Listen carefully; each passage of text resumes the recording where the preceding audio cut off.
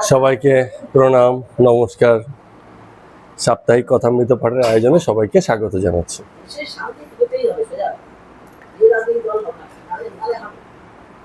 আজকে আমাদের আলোচনার প্রথম দিকের বিষয় হচ্ছে সম্পর্ক। সম্পর্ক এমন একটা জিনিস, সম্পর্ক বলতে মানুষের সম্পর্ক, মানুষের সাথে কুকুরের সম্পর্ক, মানুষের সাথে পরিবেশের সম্পর্ক, সব রকম সম্পর্ক।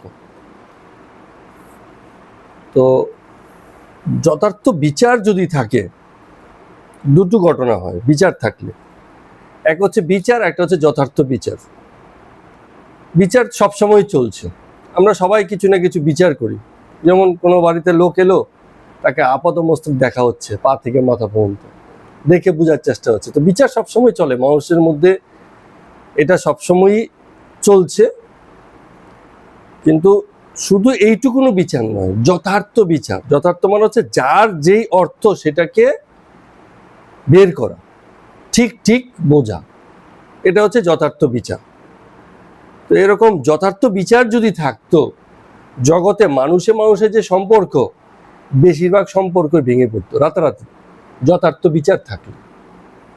যেমন ধরুন ট্রাম্পের সঙ্গে মোদির সম্পর্ক, কথার কথা বলছি, যথার্থ বিচার থাকলে এই সম্পর্কের কোনো মানেই হয় না।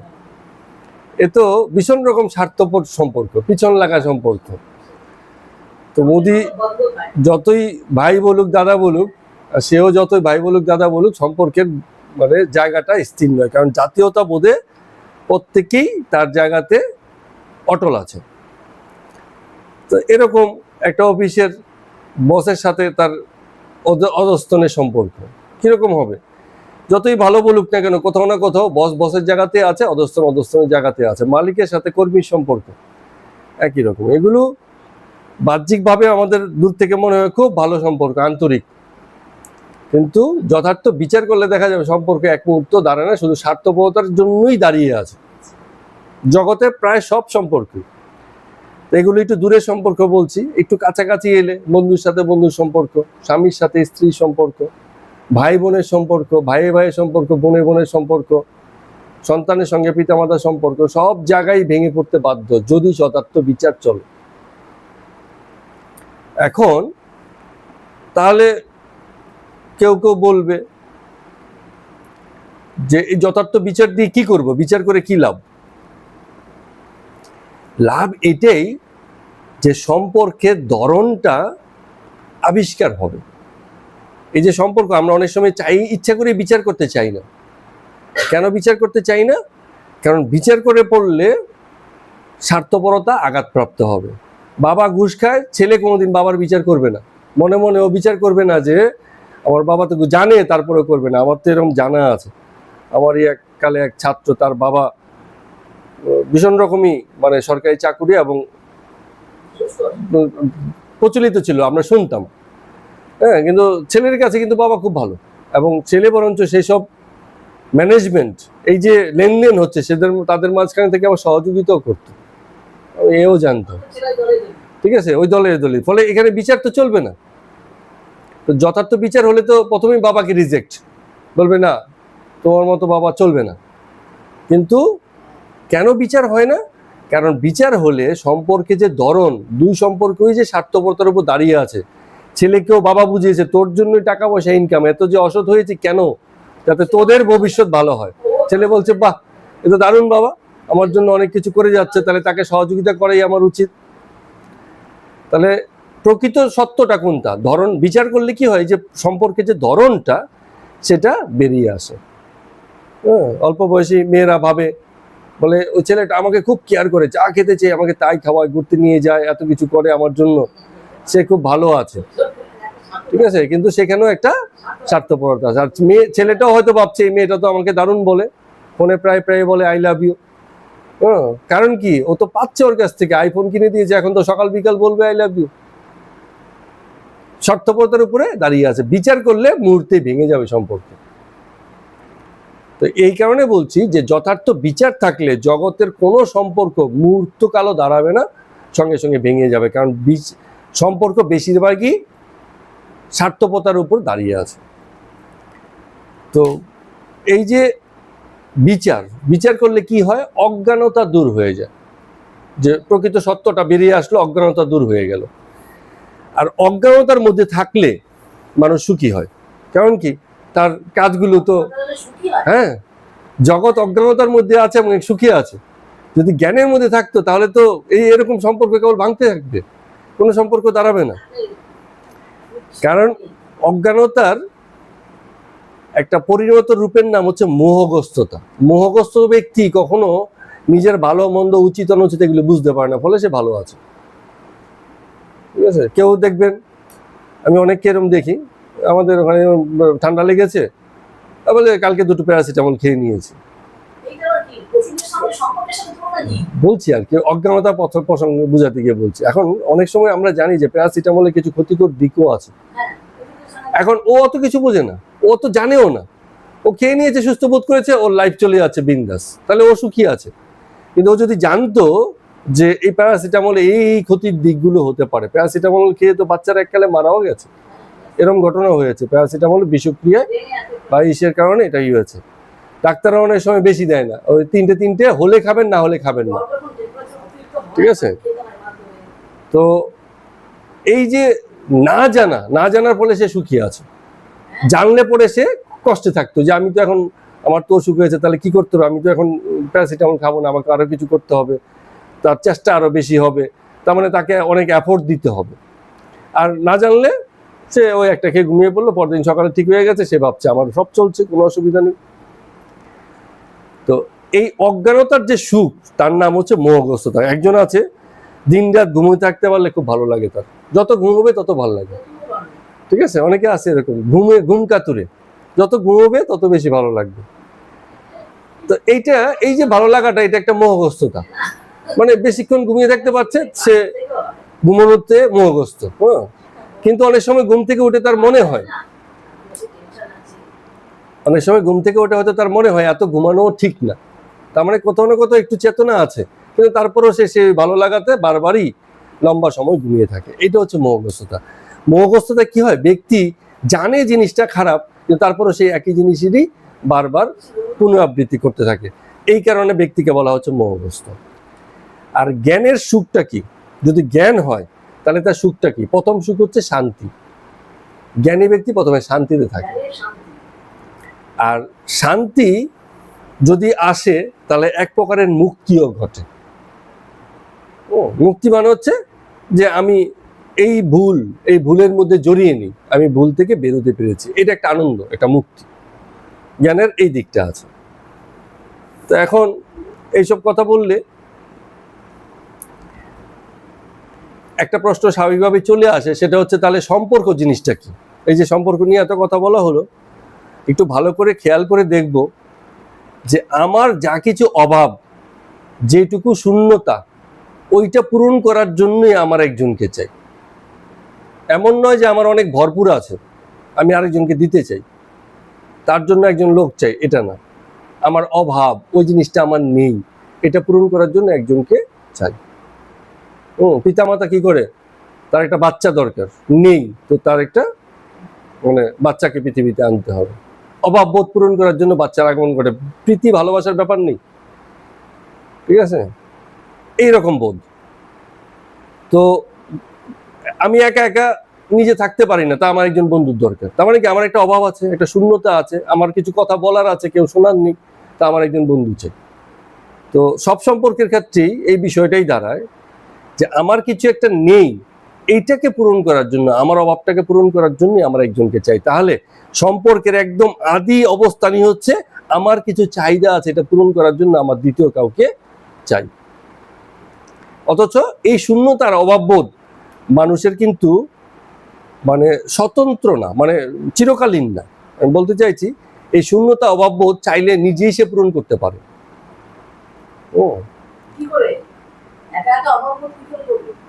সেই তো কথা, যতক্ষণ পর্যন্ত অভাবের বোধ আছে ততক্ষণ পর্যন্ত চাহিদাও আছে। অভাবের বোধটা যদি কেটে যায় তাহলে চাহিদাটাও কেটে যায়। এটা উচ্চ ব্যাপার, আর অনেক পরের বিষয়, এটা পরে আসছি। তো মূল ব্যাপারটা হচ্ছে যে কিছু চাই, চাই বলেই আমার অন্য কাউকে দরকার।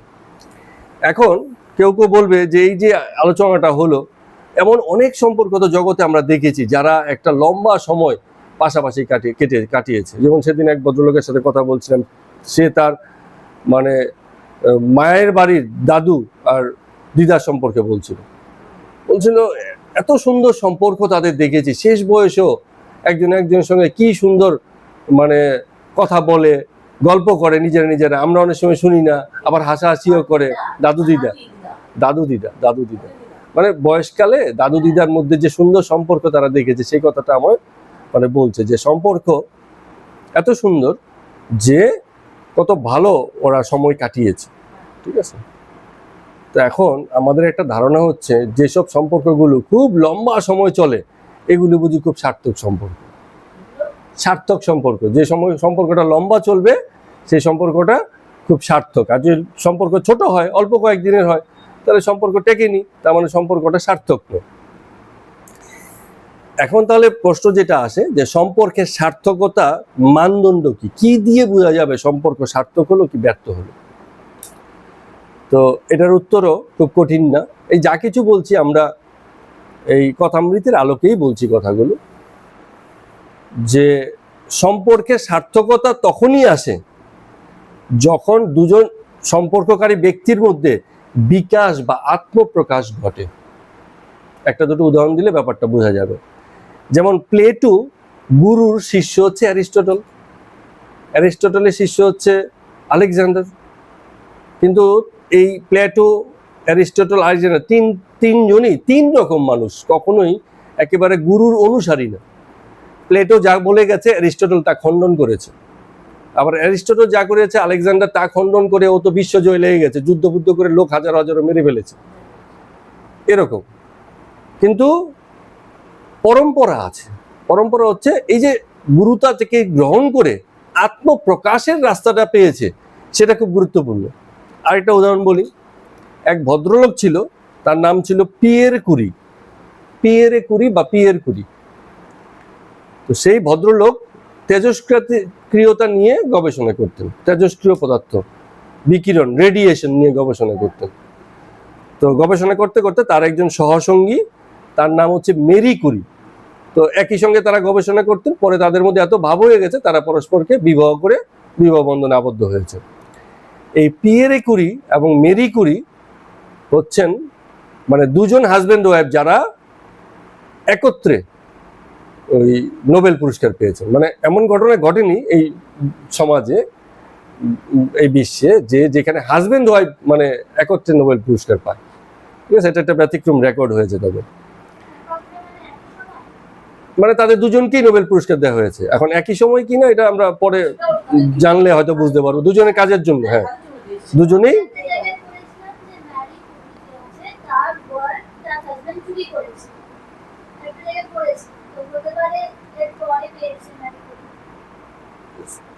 পরে মেরি, আমি যেটুকু জানি সেটা বলছি, ওটা একটা আলাদা প্রসঙ্গ বলে আমি উত্তরটা দিলাম না বা জানিও না। তো পিয়েরে কুরি তেজস্ক্রিয়তা নিয়ে, বিকিরণ নিয়ে গবেষণা করতেন। তো তার জন্য তার ক্যান্সার হয়ে গেছিল, কারণ যেখানে তেজস্ক্রিয়তা হয় সেখানে ক্যান্সারের ভয় থাকে। উনি ক্যান্সারে মারা গিয়েছিলেন। তো মেরি কুরি সে কিন্তু তখনও তার গবেষণা চালিয়ে যাচ্ছে, এবং পরবর্তীতে প্রথমে তারা ফিজিক্সে নোবেল পুরস্কার পেয়েছে, পরে মেরি কুরি তার স্বামী মরে যাওয়ার পরেও গবেষণা করে আবার মানে রসায়নেও নোবেল পুরস্কার পেয়েছে। মানে একই ব্যক্তি আবারও নোবেল পুরস্কার পেয়েছে জীবদ্দশাতে। এবং তাদের যে কন্যা মেয়ে ইরিন কুরি, ওই মেরি কুরিও তেজস্ক্রিয়তে পরবর্তীতে ক্যান্সার হয়ে মারা গেছে। মানে তেজস্ক্রিয়তা এমন ভয়ানক জিনিস, গবেষণা করতে তাতেও মারা গেছে। তাদের কন্যা ইরিন কুরি সেও গবেষণা করে পরবর্তীতে আবার নোবেল পুরস্কার পেয়েছে। হ্যাঁ, মানে আমি বলতে চেয়েছি যে এদের সম্পর্কগুলো দেখুন, এদের সম্পর্ক একজন একজনকে ছাপিয়ে গেছে। তাহলে সম্পর্ক কি? সম্পর্ক সেটাই সার্থক সম্পর্ক আমার হিসেবে, যে সম্পর্ক বিকাশের সুযোগ করে দেয়। যে সম্পর্ক বিকাশের সুযোগ করে না, আত্মবিকাশের পথ খোলে না, আত্মপ্রকাশের পথ দেখায় না, তেমন সম্পর্কে গিয়ে লাভ কি? দুই বন্ধুর মধ্যে সারা জীবন খুব ভালো বন্ধুত্ব ছিল, কিন্তু দুজনেই হ্যাঁ, জগতের জ্বালা যন্ত্রণায় কুড়ে কুড়ে মরেছে, একজন একজনের কাছে গিয়ে দুঃখের কথা বলেছে, কি লাভ? আত্মবিকাশের সুযোগ তো কখনো আসেনি। পিতা খুব বড় কিছু হয়েছে, সন্তানেরা কিছু করতে পারেনি, আত্মবিকাশের সুযোগ ঘটেনি। তো আত্মবিকাশ বা আত্মপ্রকাশের সার্থকতা থাকলে পরেই ধরে নেওয়া যায় সেই সম্পর্ক ততোধিক সার্থক। কিন্তু এই বিচার কে করবে? আমরা করতে পারি না। যাদের মধ্যে সম্পর্ক তারাই বলতে পারবে সেখানে কতখানি আত্মবিকাশ আত্মপ্রকাশ ঘটেছে। আমরা শুধু এরকম কিছু এক্সাম্পল দিতে পারি যে এগুলো দেখে আমরা ধারণা করি যেখানে হয়তো এই আত্মপ্রকাশের সুযোগটা, সম্পর্কটা এত সুন্দর হয়েছে। ওই যে আমাদের এক ভদ্রলোক আছে, একজন সদ্গুরু, তার নামই সদ্গুরু, আপনারা চেনেন কিনা, বড় বড় দাড়িওয়ালা এক ভদ্রলোক, সদ্গুরু, আশ্রম ফাশ্রম করেছে, ঠিক আছে, ওনার নামই সদ্গুরু। আরো ভালো নাম আছে হয়তো, পুরনো নাম টাম ছিল। তো ওনার আশ্রমের নাম হচ্ছে, এই আমার তো এগুলো অনেক সময় হঠাৎ করে মনে পড়ে না, তো পরিচিত নাম। তো যাই হোক, সেই যে ভদ্রলোক, তো তার সম্পর্কে একদিন পড়ছিলাম, তো তার সঙ্গে তার মেয়ে থাকে না, তার মেয়ে আছে, তো সে তো গুরুতার পথে গেছে, মানে সাধু হয়ে গেছে হিসাব মতো, তো তার মতো সে থাকে। ঈশা ফাউন্ডেশন মনে হয় না,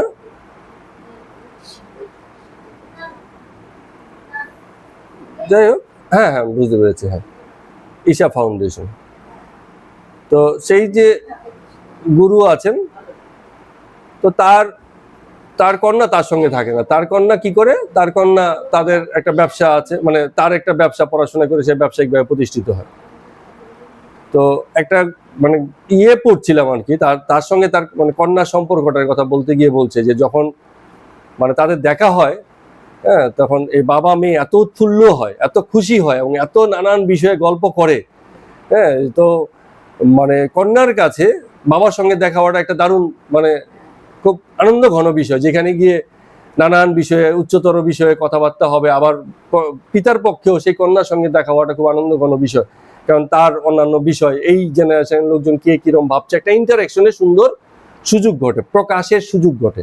মেয়ে গিয়ে তার বাবার কাছে তার অনুভূতির কথা প্রকাশ করে এবং বাবা মানে একটা যথার্থ জায়গা খুঁজে পায় সেই অনুভূতিগুলো বিশ্লেষণ করার ক্ষেত্রে। তো সম্পর্কে এরকম, মানে কি হচ্ছে, কেউ কাউকে আঁকড়ে ধরে নেই, মুক্ত করার পথে সহায়তা করেছে। এমন যে সম্পর্ক, সেই সব সম্পর্কগুলো কি হয়, সার্থক সম্পর্ক হিসেবে আমরা বলতে পারি। আর জগতের বেশিরভাগ সম্পর্ক, মোস্ট অফ দ্য কেসে হাজব্যান্ড ওয়াইফের সম্পর্ক সবচেয়ে নিম্নমুখী সম্পর্ক, একজন একজনকে কেবল পিছন দিকে টেনেই রাখে। মুক্তির, আত্মপ্রকাশ, বিকাশের সুযোগ খুব একটা থাকে না। ব্যতিক্রম অনেক আছে, হ্যাঁ। যেমন এই যে আমরা ঠাকুরের কথাই বলতে পারি, ঠাকুর প্রথমেই মানে মুক্তির আকাঙ্ক্ষী, যে না, এই জগতের বাঁধনে, এই সংসারের বাঁধনে বেঁধে তোমাকে আমি আটকাবো না, এবং নিজেও সেই জায়গাতে মুক্ত হয়েছেন। এখন নিজে মুক্ত বলেই আরেকজনকে মুক্তি দেওয়া সম্ভব হয়েছে, না হলে কিন্তু সম্ভব ছিল না। তো প্রথমে বলছিলাম সম্পর্কের এই যে সমীকরণটা আমরা আজকে আবিষ্কার করার চেষ্টা করলাম, কিসের আলোকে? সেটাও কথামৃতের আলোকে। যেখানে মুক্তি না ঘটে, যেখানে বিকাশ না ঘটে, সেই সম্পর্ক উচ্চ সম্পর্ক হতে পারে না। আর সম্পর্ক অর্থ হচ্ছে, মানে আমরা যেটা মানুষের সম্পর্কের ক্ষেত্রেও আর জগতের অন্যান্য সম্পর্কের ক্ষেত্রগুলো দেখবেন একটু আলাদা আলাদা। আমাদের সম্পর্ক মানে হচ্ছে জড়িয়ে যাওয়া, পেঁচিয়ে যাওয়া, এরকম যেন হয়ে যায় সম্পর্কগুলো, তাই না? যেন ঝুলে পড়েছে, জড়িয়ে গেছে, নির্ভরশীল হয়ে গেছে, ঠিক আছে। কিন্তু ধরুন, কথার কথা বলছি, একটা গাছের সাথে একটা পাখির কিরম সম্পর্ক? গাছ গাছের মতো আছে, পাখি পাখির মতো আছে, একজন একজনকে সহায় হচ্ছে, সে আশ্রয় দিচ্ছে, সে আশ্রয় নিচ্ছে। আবার ওই গাছের যে ফলমূল খেয়ে বেঁচে থাকছে, তার ফলে গাছেরও উপকার হচ্ছে। কি উপকার হচ্ছে? গাছের পরাগায়ন, বংশ বিস্তারে সেই বীজ ছড়িয়ে পড়ছে। তাহলে প্রত্যেকেই মুক্ত, কিন্তু একজন একজনের সঙ্গে সম্পর্কিত আছে। এইরকম উচ্চ সম্পর্ক, মুক্তি প্রত্যেকেরই আছে, হ্যাঁ, কাউকে মানে একেবারে জড়িয়ে আষ্টে পিষ্টে বেঁধে নেই, এরম যদি হয়। চালক আর প্যাসেঞ্জারের সম্পর্ক দেখুন, জগতের বাকি সম্পর্কগুলো সব ঠিক আছে, ঘরের মধ্যে এলেই সম্পর্ক পেঁচিয়ে যায়। হ্যাঁ, চালক কি করে? প্যাসেঞ্জারকে গন্তব্যে পৌঁছে দেয়, উপকার করছে। আবার প্যাসেঞ্জার যে, সে চালককে পয়সা দিয়ে উপকার করছে। প্রত্যেকের জায়গাটা ঠিক আছে, সম্পর্কগুলো এইরকম পারস্পরিক। কিন্তু হ্যাঁ, চালক বলতে পারবে না যে আমি তোমার মহা উপকার করছি, বলে আমিও তো তোমার উপকার করছি। আবার প্যাসেঞ্জারও বলতে পারবে না যে চালক আমার উপকার করছে না, পয়সা তো দিচ্ছি। হ্যাঁ, কিন্তু শুধু পয়সা দিলেও হবে না, পয়সা তোমার অনেকে থাকতে পারে, কোনো চালক যদি না থাকে তুমি যাবে কি করে তোমার গন্তব্যে? তো জগতের সম্পর্কগুলো যদি এরকম পারস্পরিক হয়, যেখানে সহাবস্থান আছে, যার যার মতো শেষে আছে, তাহলে সম্পর্কগুলো উচ্চ হয়, না হলে সম্পর্কগুলো ভীষণই নিম্নমুখী। আর পারিবারিক সম্পর্কের ক্ষেত্রে কি হচ্ছে, কেবল শর্ত চাপানো হয়, এর উপরে এই শর্ত, এই উপর স্বামী স্ত্রীকে বলবে এতগুলো শর্ত, স্ত্রী স্বামীকে বলবে এতগুলো শর্ত, পিতামাতা সন্তানকে বলবো, ওরা খুশি হবে এই কথা বললে যে এত এত শর্ত, হ্যাঁ, আবার সন্তানেরও পিতামাতাকে এত এত শর্ত, হ্যাঁ, এরকম অনেক শর্ত। ওই গার্লফ্রেন্ড বয়ফ্রেন্ড সেখানেও একই রকম, এই এত শর্ত দিয়েছে, আমার সঙ্গে যদি তোমার থাকে তাহলে আর কারোর সাথে কিন্তু কথা বলা যাবে না, ঠিক আছে? হ্যাঁ, প্রথমত মেয়ে বন্ধু সবার আগে বাদ, ছেলে বন্ধু আরো বাদ, হ্যাঁ, কারণ ওদের সাথে গিয়ে আড্ডা মারবে আর তুমি অন্যদিকে মন যাবে। তার মানে একের পর এক শর্ত। সম্পর্ক যখন গৃহবন্দী হলো তখন সম্পর্কের 12টা কিন্তু বেজে গেল। জাস্ট মজা করেই বললাম। তো যাই হোক, এই সম্পর্কের বিশ্লেষণ শেষে আজকে আমরা কথামৃতের পর্ব সংখ্যা 179 শুরু করছি। এখানে দেখুন, নরেন্দ্র মাস্টারমশাইয়ের সাথে বিভিন্ন গল্প করছিল। সেই গল্পের এক জায়গাতে এসে বলছেন যে ঠাকুর একদিন ঘরের দরজা বন্ধ করে দেবেন্দ্র বাবু আর গিরিশ বাবুকে আমার বিষয়ে বলছিলেন ওর ঘর বলে দিলে ও দেহ রাখবে না। মানে নরেন্দ্র সম্পর্কে ঠাকুর বলছিলেন ওর ঘর বলে দিলে ও দেহ রাখবে না। ঘর মানে কি? জাত, ধরন। নরেন্দ্র যে কি ধরন, এই আত্মপরিচয় যদি ঠাকুর আগেই দিয়ে দিতেন তাহলে নরেন্দ্র তখনই পাগল হয়ে যেত। এই জন্য সময় দিয়েছেন আস্তে আস্তে প্রকাশিত হোক। এবং দেখবেন যে যতদিন পর্যন্ত ঠাকুর ছিল, তার যে শিষ্যরা আছে কেউ আত্মপ্রকাশের পথে যেতে পারে না। উনি চলে যাওয়ার পরেই তাদের প্রকাশটা আরো বড় করে নরেন্দ্র, তারপরে আমাদের সারদা মাও হিসেব মতো অনুল্লেখ্য ছিল। যেই মানে উনি চলে গেল, সেই ওই জায়গাটা পূরণ করার জন্য যেন তার আবার মাতৃরূপে আবির্ভাব ঘটে গেল। এরকম ভাবে মুক্ত করে রেখেছেন, আগেই পথটা তৈরি করে রেখেছেন। ঠাকুর চলে গেলেন, বাকিরা তার নিজের পথে প্রতিষ্ঠিত হলো। তো এই কথাটা বলছেন। তো মাস্টারমশাই বললো যে হ্যাঁ, আমি শুনেছি, আমাদের কাছে অনেকবার বলেছিলেন, কাশীপুরে থাকতে তোমার একবার সে কিরকম একটা অবস্থা হয়েছিল না? নরেন্দ্র বলছে হ্যাঁ, মানে সে যে কি অবস্থা বলে বোঝানো যাবে না। ওই যে একবার ধ্যানস্থ হয়ে গেছিল নরেন্দ্র, বলছে আমার এমন মনে হচ্ছিল যে আমার শরীরটাই শুধু মুখ আছে, আমি যেন শুধু মুখটা দেখতে পাচ্ছি, শরীরটা দেখতে পাচ্ছি না। ঠাকুর উপরে ঘরে ছিলেন, নিচের ঘরে আমার এই অবস্থা হলো। আমি কাঁদতে লাগলাম, বলতে লাগলাম আমার কি হলো। বুড়ো গোপাল উপরে গিয়ে ঠাকুরকে বললেন যে নিচের ঘরে নরেন্দ্র কাঁদছে। তো যখন তার সঙ্গে দেখা হলো, তিনি বললেন এখন টের পেলি তো তুই কি জিনিস? ঠিক আছে, চাবি আমার কাছে রইল। আমি বললাম, মানে নরেন্দ্র বলল ঠাকুরকে যে আমার কি হলো? তিনি তখন অন্য ভক্তদের দিকে চেয়ে বললেন, ও আপনাকে জানতে পারলে দেহ রাখবে না, তাই আমি ভুলিয়ে রেখেছি। নরেন্দ্র তার যে আপন স্বভাব, এটা যদি প্রথমেই জেনে যেত তাহলে এই যে এত সময়, এই সময়টাও দিত না, মানে তার আগেই দেহ রক্ষা করত। তা একদিন বলেছিলেন, তুই যদি মনে করিস কৃষ্ণকে হৃদয়ের মধ্যে দেখতে পাস তাহলে আমায় বলিস। আমি বললাম আমি ওইসব খ্রিস্ট মানি না। মানে ওই তখন নরেন্দ্র এরম ভাব। তো মাস্টারমশাই নরেন্দ্র দুজনে এই কথা মনে করে হাসছেন। তো নরেন্দ্র বলছে যে তবে কিছু জিনিস আমার মধ্যে হতো, আমি অনেক সময় বলিনি। যেমন কোনো জায়গা, কোনো জিনিস বা কোনো মানুষকে দেখলে বোধ হতো যে এই জায়গাটাকে বা এই মানুষটাকে বা এই জিনিসটাকে আমি আগে থেকে জানি বা চিনি, খুব চেনা চেনা বোধ হতো। আর্মহার্স্ট স্ট্রিটে যখন শরতের বাড়িতে গেলাম, শরৎকে বললাম তোমাদের বাড়িখানা এমন, আমি যেখানেই যাই দেখে মনে হচ্ছে আমি যেন আগে এখানে কোথাও কখনো এসেছি। সব চেনা চেনা লাগছে, বাড়ির ভিতরে পথগুলি, ঘরগুলো মনে হচ্ছে যেন অনেক দিনের চেনা। তো আমি নিজের মতে কাজ করতাম, ঠাকুর কিছু বলতেন না। আমি সেই অবস্থাতেও ব্রাহ্ম সমাজের মেম্বার হয়েছিলাম, জানেন তো? মানে যখন ঠাকুরের শিষ্যত্ব নিয়েছে আবার ব্রাহ্ম সমাজে গিয়ে নাম লিখিয়ে এসছে। তো মাস্টারমশাই বলে হ্যাঁ আমি তা জানি। তো নরেন্দ্র বলছে যে হ্যাঁ তিনিও জানতেন, কিন্তু আমায় কিছু বলতেন না।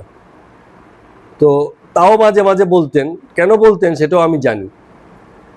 বলতেন যে ওই ব্রাহ্ম সমাজে মেয়ে মানুষেরা যায়, তো মেয়েদেরকে সামনে বসিয়ে রেখে ধ্যান করা যায় না, তাই নিন্দা করতেন।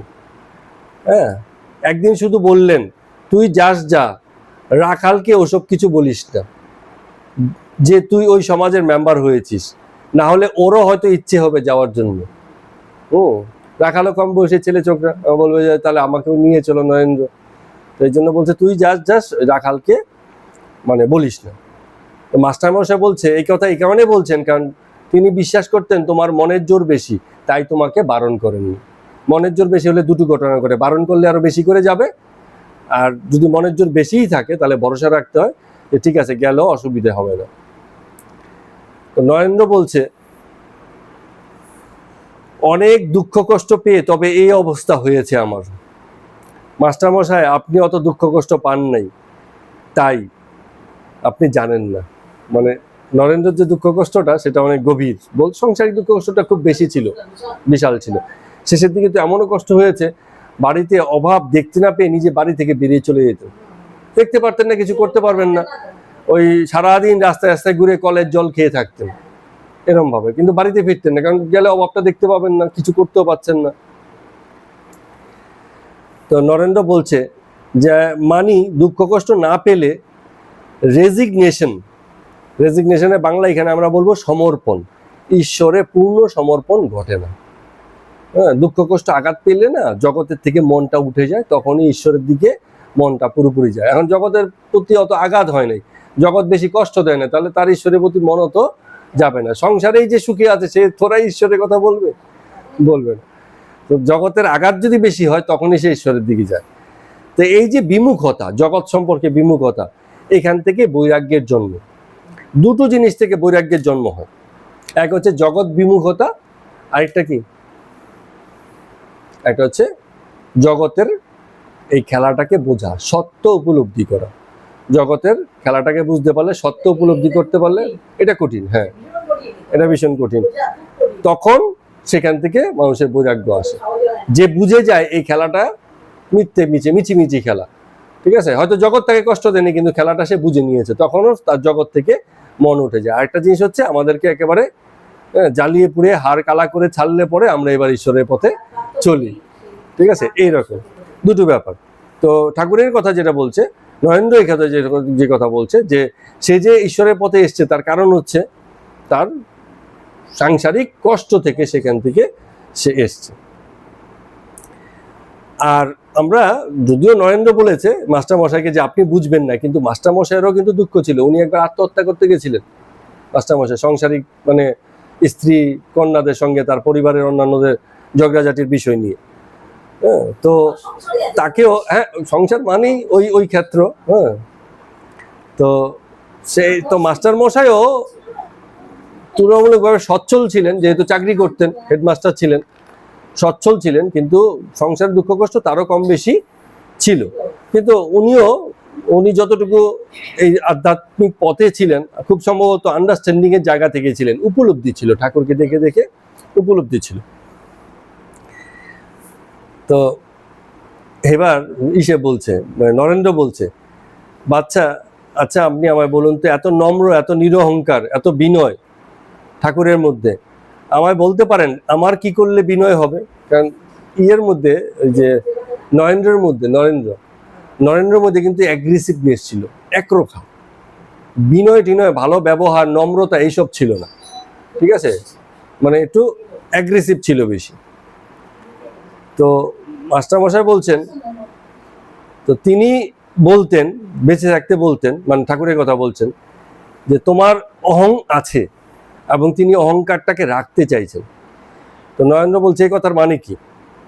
তো মাস্টারমশাই বলছেন যে রাধিকাকে একজন সখী একবার বলেছিল তোর অহংকার হয়েছে, তাই তুই কৃষ্ণকে অপমান করলি।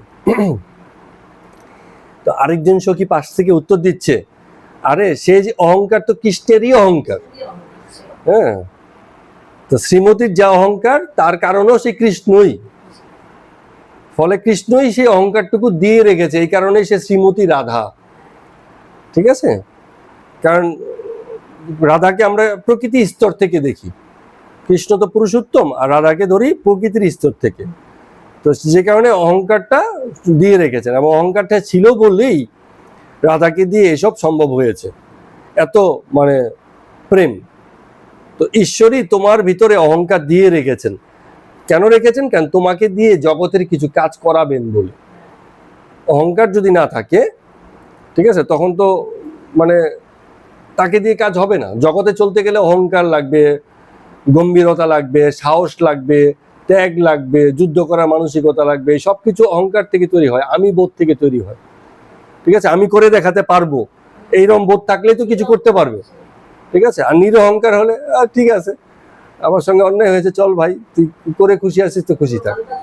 ঠিক আছে, মানে জগতের কাজগুলো ভালো কাজ হয় নিশ্চয়ই তাকে দিও, কিন্তু জগতের বড় বড় কাজগুলো, বিশেষ করে প্রতিষ্ঠানের কাজ, সাংগঠনিক কাজ, সেগুলো সকলকে ধরে রাখা, সকলকে পরিচালনা করা, সে নেতৃত্বের গুণ আমি অহংকার না থাকলে হবে না।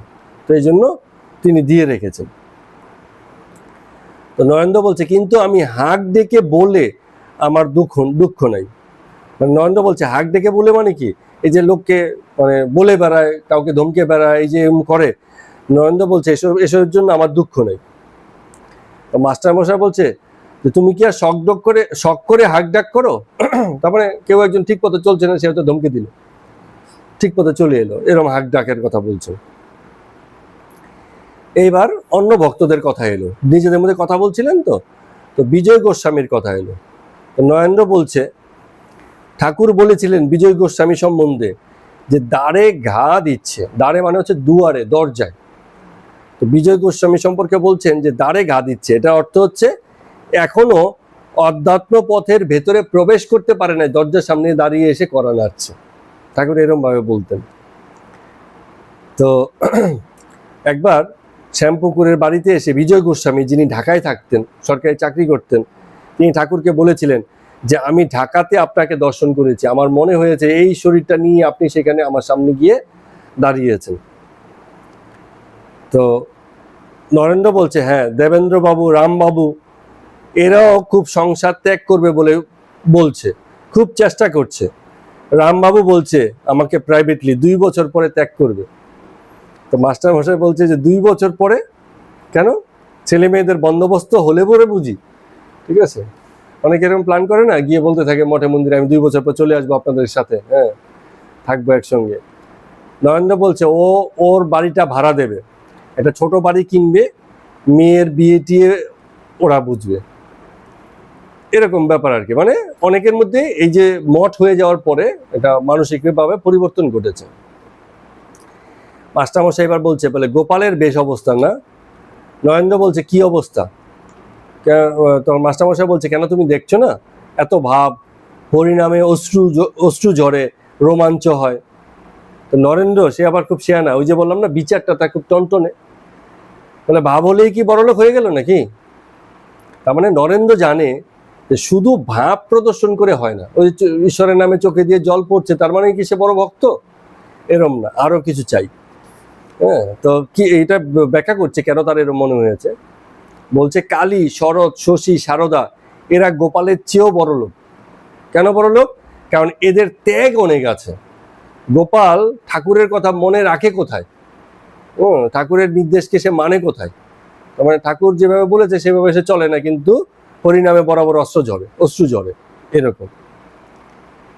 তো মাস্টার মশাই বলছেন এবার যে হ্যাঁ, এই কথাও তুমি ঠিক বলছো। একবার ঠাকুরও বলেছিলেন যে গোপাল এখানকার লোক নয়, তবে ঠাকুরকে খুব ভক্তি করতেন দেখেছে। ওই যে ভক্তি মানে কি, উপরি ভক্তি, ঠাকুরকে দেখে খুব ভক্তি, কিন্তু ঠাকুরের কথা মানতে রাজি নয়, নির্দেশিত পথে চলতে রাজি নয়। তো নরেন্দ্র বলল কি দেখেছেন? বলে এবার মাস্টারমশাই বলছে, প্রথম যখন দক্ষিণেশ্বরে যাই, ঠাকুরের ঘরে ভক্তদের দরবার হয়ে গেলে, দরবার মানে সবাই বসে যখন আলাপ আলোচনা করতে হবে, এটা যখন ভেঙে যেত, তো অনেকে যখন চলে যেত, তখন একদিন আমি এমন দেখেছি যে বাইরে বাগানের সুরকির পথে ঠাকুর দাঁড়িয়ে আছে, আর গোপাল তার পায়ের কাছে হাত জোর করে বসে আছে নিচে, আর ঠাকুর মানে মাথায় হাত রেখেছেন। তো এটার অর্থ হচ্ছে কোনো কারণে গোপাল হয়তো ঠাকুরের কাছে শরণাপন্ন হয়েছেন যে আমাকে উদ্ধার করুন, আমাকে পথ দেখান, আর ঠাকুর হয়তো তাকে মানে আশ্বাস দিচ্ছেন। তো নরেন্দ্র বলছে, কি বলছেন আমি জানি না, আমি কখনো এরকম দেখিনি। তো মাস্টারমশাই বলছেন, আবার ঠাকুর এও বলছেন মাঝে মাঝে যে ওর পরবংশ অবস্থা, কিন্তু ওকে বারবার মানা করি মেয়ে মানুষ ভক্তদের কাছে না যেতে, এই জন্য বারবার সাবধান করে দিচ্ছিল। তার মানে কোথাও একটুখানি খামতি ছিল, যেটা বাহ্যিকভাবে তার ভক্তির লক্ষণ দেখে বোঝা যাচ্ছিল না, কিন্তু ভিতরে ভিতরে কোথাও খামতি ছিল। নরেন্দ্র এটা বুঝেছে এবং ঠাকুরও খানিকটা যেন বুঝেছিল, যে কারণে বলেছিল সে এখানকার লোক নয়। এখন ঠাকুর যে কথাটা বলেছে কেন, তার একটা ব্যাখ্যা ওই নরেন্দ্র আবার বলছে একদিন ঠাকুর বলেছে, বলে গোপাল এখানকার লোক নয়, কারণ যারা আমার আপনার লোক, কাছের লোক, তাদের জন্য আমি সর্বদাই কাঁদি, কিন্তু ওর জন্য আমি কখনো কাঁদিনি। তার মানে ঠাকুরের ভিতর থেকেও ওর প্রতি সেই টানটা কখনোই বোধ করেননি, কিন্তু গোপাল সবসময় ঠাকুরের কাছাকাছিই ছিল। ঠাকুরের কাছে তো আরো অনেকেই ছিল, কজন ভক্তিপথে এগোতে পেরেছে। তো এরকম ঘটনা ঘটে। ওইটাই সম্পর্ক, যে সব সম্পর্ক মুক্তির সুযোগ করে না, যেসব সম্পর্ক মুক্তির সুযোগ করে দেয় সেসব সম্পর্ক সার্থক। আর নাহলে তো এরকম প্রথম থেকে শেষ পর্যন্ত অনেকেই ছিল। ভাগ্নের হৃদয় তো বহুকাল ছিল, জ্বালাতন করে গেছে, ঠিক আছে, নিজেও মুক্ত হয়নি, ঠাকুরকেও বিভিন্ন পথে বাধা দিয়ে গেছে। তো এরকম ব্যাপারগুলো আর কি।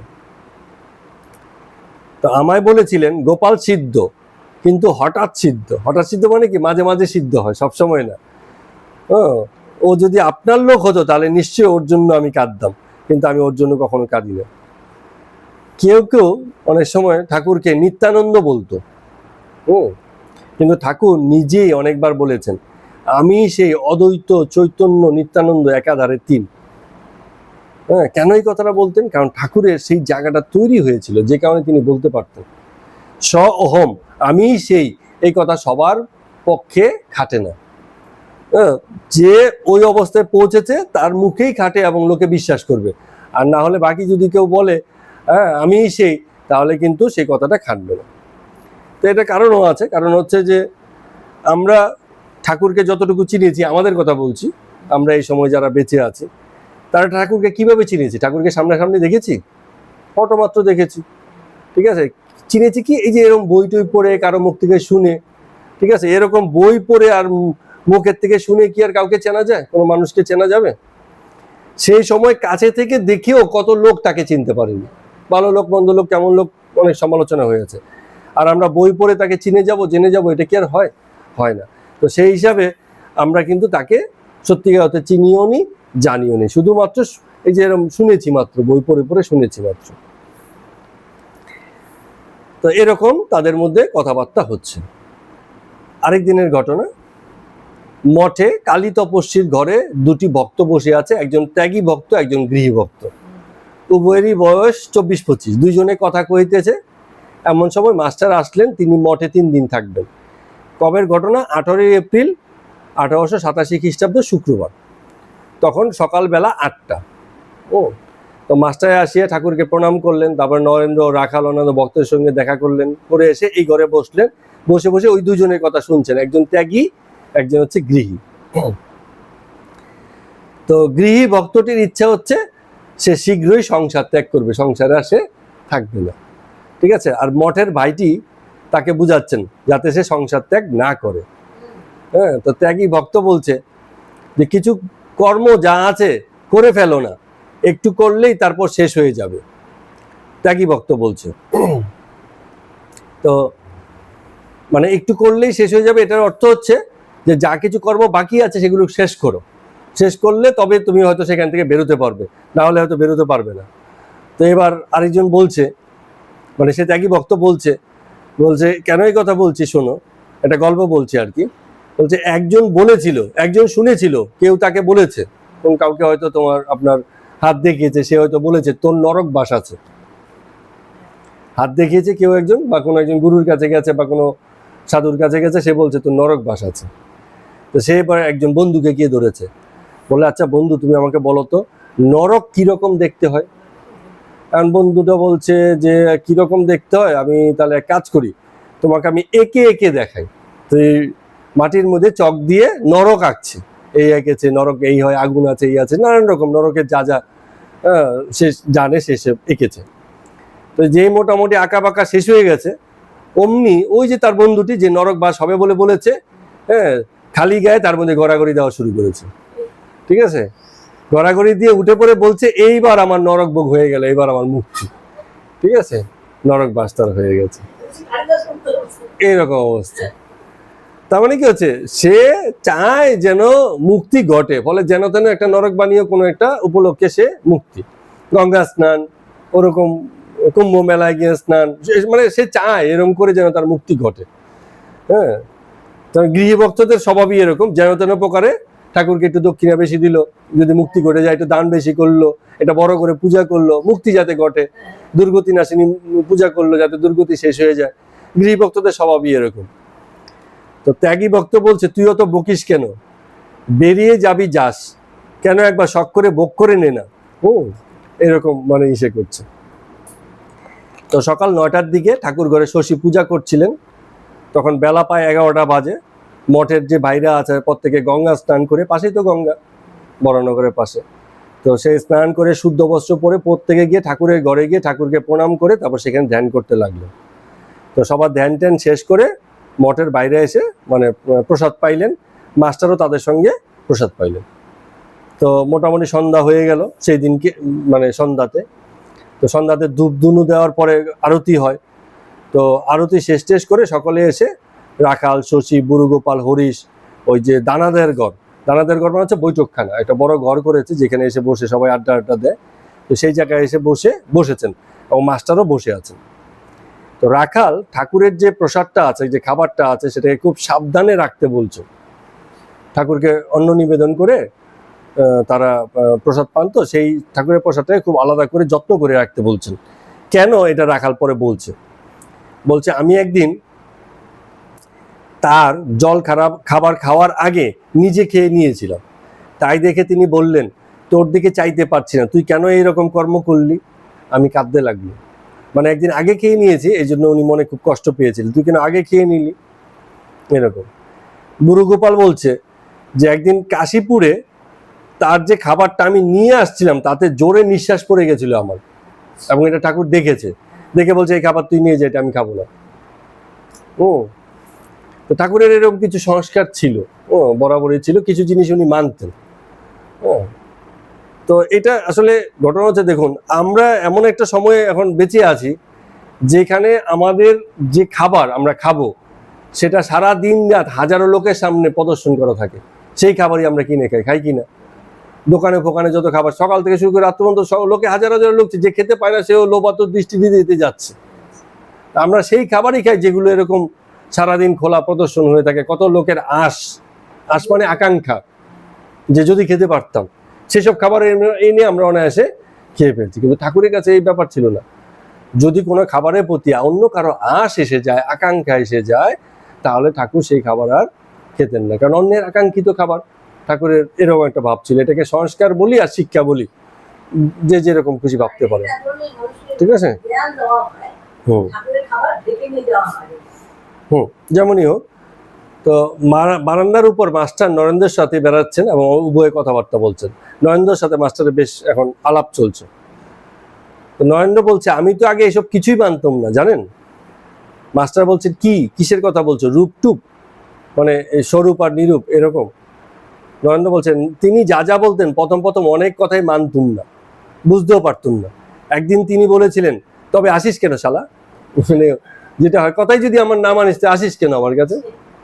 ঠিক আছে, তো আমি বললাম যে আপনাকে দেখতে আসি, আপনার কথা শুনতে নয়। ও কম যায় না, বলে আপনাকে দেখতে আসি, কথা শুনতে নয়। তো তিনি কি বললেন, বলে তিনি খুব খুশি হয়েছিলেন, বলে আমাকে দেখতে আসিস। হ্যাঁ, সরলতায় ভরা তো, এই অল্পতেই খুশি হয়ে যায়।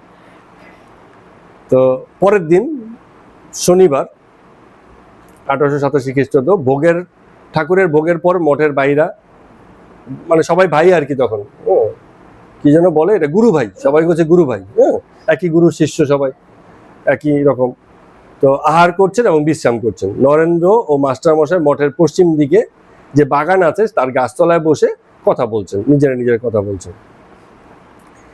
তো মাস্টার মশাই বলছেন, মানে গুরুর কথা আর কি আলাপ করছেন, যে তাকে প্রথম দেখার দিনটি তোমার মনে পড়ে? তো নরেন্দ্র বলছে, হ্যাঁ, হ্যাঁ, সেদিন দক্ষিণেশ্বর কালীবাড়িতে গিয়েছিলাম, তারই ঘরে। হ্যাঁ, সবাই আমাকে অনুরোধ করার পরে আমি দুটো গান গিয়েছিলাম।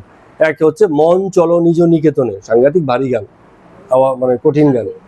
হ্যাঁ, আরেকটা হচ্ছে যাবে কি হে দিন আমার বিফলে চলিয়া, এই দুটো গান গিয়েছিলাম। তো গান শুনে ঠাকুর খুব খুশি হয়েছিলেন। তখন বলেছিলেন, রামবাবুদের জিজ্ঞেস করেছিলেন এই ছেলেটি কে গা, আহা কি সুন্দর গান গায়, ওকে আরেকবার আসতে বলো না। এরকম বলেছিলেন। মাস্টারমশাই বলছে তারপরে কোথায় দেখা হলো? তারপর রাজমোহনের বাড়িতে দেখা হয়েছিল, তারপর আবার দক্ষিণেশ্বরে। সেবারে আমায় দেখে ভাবে আমার স্তব করতে লাগলেন। স্তব করতে করতে বললেন, নারায়ণ তুমি আমার জন্য দেহ ধারণ করে এসেছো। তৃতীয় দেখায় ঠাকুর বলছেন যে নারায়ণ ওকে দেখে বলছেন, নরেন্দ্রকে দেখে বলছেন যে নারায়ণ তুমি আমার জন্য দেহ ধারণ করে এসেছো। এই কথা বলে নরেন্দ্র আবার মাস্টারমশাইকে বলছেন, আমি যে আপনাকে এই কথাগুলো বললাম আপনি কিন্তু কাউকে বলবেন না। কেন? নরেন্দ্র সাবধান, সতর্ক, যাতে মানুষের মধ্যে ভুল বুঝাবুঝি তৈরি না হয়। মাস্টারমশাই বলছেন আর কি বললেন? নরেন্দ্র বললেন, তুমি আমার জন্য দেহ ধারণ করে এসেছো। মাকে বলেছিলাম, মা আমি কি নিয়ে থাকবো, জগতে তো আর কোনো কিছুতে মন নেই। ঠিক আছে, মানে বিয়ে করেও সংসারে মন নেই, জগতের কোনো বিষয়ে মন নেই, আমি থাকবো কি নিয়ে? তো তখন বললেন যে তুই যেই রাত্রে এসে আমায় তুললি আর আমায় বললি আমি এসেছি, হ্যাঁ, তখন আমি বুঝতে পারলাম মাই তোকে পাঠিয়েছে আমার কাছে। আমি কিন্তু কিছু জানি না, কলকাতার বাড়িতে তোফা ঘুম মারছে। এই কথা যখন আমি বলছি, মানে আমি জানি না বলতে নরেন্দ্র বলছে এইসব ব্যাপারে আমার কোনো হুঁশ নেই, আমি যাই সাধু সন্ন্যাসী করি, আমার আমার মানে অত আকর্ষণে বিকর্ষণে আমি আমার মতো যাচ্ছে আছে। সে কিন্তু তখনই বুঝেছে। মাস্টারমশাই বলছেন তুমি সেই সময় থেকে প্রেজেন্টও বটে আবার অ্যাবসেন্টও বটে, মানে তুমি ঠাকুরের জীবনে এসে গেছো, ঠাকুর এটা বুঝে গেছে, কিন্তু তুমি মানে ফিজিক্যালি আসোনি, তোমার উড়ুন মন, অন্যদিকে মন। ঠিক আছে, তাহলে তুমি অ্যাবসেন্ট, একই সঙ্গে প্রেজেন্টও হয়ে গেছো আবার একই সঙ্গে অ্যাবসেন্টও হয়ে গেছো। যেমন ঈশ্বরের ক্ষেত্রে হয়, ঈশ্বর সাকারও বটে আবার নিরাকারও বটে। নরেন্দ্র বলছে এসব কথা কিন্তু কাউকে বলবেন না, কারণ কিছু গুহ্য তত্ত্ব আছে, কিছু বিষয় আছে, অনেক সময় এগুলো বললে হালকা হয়ে যায়। হ্যাঁ, অনেক সময় ঠাকুর কে যেন বলেছিল, যত থাকে গুপ্ত তত হয় পোক্ত। বিষয়গুলো যত গোপন থাকবে তত বেশি পোক্ত হবে। যখন প্রকাশ হয়ে যায়, কোনো ছেলে যদি বা মেয়ে যদি, পড়ুয়া যদি এসে বলে বাবা এবার আমি পড়াশোনা করছি, বা স্যার এবার আমি পড়াশোনা করছি ফার্স্ট হওয়ার জন্য, তখনই তার বিষয়টা ঘেটে গেল। হ্যাঁ, ফার্স্ট হয়েই দেখাতে হয় অথবা কিছু ভালো করেই দেখাতে হয়, ওটা আগে থেকে বলবার কিছু থাকে না। কালকে থেকে আমি খুব ভালো করে পড়াশোনা করব, এই কথার কোনো মানে নেই, করেই দেখাতে হয়, তবেই ঘটনাটা ঘটে, শুধু বলায় কিছু হয় না। তো ঠাকুর মানে নরেন্দ্র এই ব্যাপারে সাবধান, যে এই যে আমাকে নারায়ণ বলতেন, হ্যাঁ, এটা যদি এখন আমি মানে বলতে শুরু করি তাহলে এই পুরো বিষয়ের গুরুত্বটাই হালকা হয়ে যাবে, 10 জনের 10 কথায় জিনিসটা একদম খেলো হয়ে যাবে। তার থেকে এটা গোপন থাকা ভালো। কারণ এটা তো স্বাভাবিক, প্রত্যেকটা মানুষেরই নর থেকে নারায়ণের দিকে যাত্রা। আমরা তো নর, এবং আমাদের যাত্রা হচ্ছে সবসময় নারায়ণের দিকে। নর হয়ে জন্মেছি, নারায়ণের দিকে যাব, এটাই জীবনের লক্ষ্য হওয়া উচিত। ঠিক আছে, তো আজকের মতো কথা অমৃত পাঠ এখানেই শেষ করছি। সবাইকে প্রণাম এবং নমস্কার।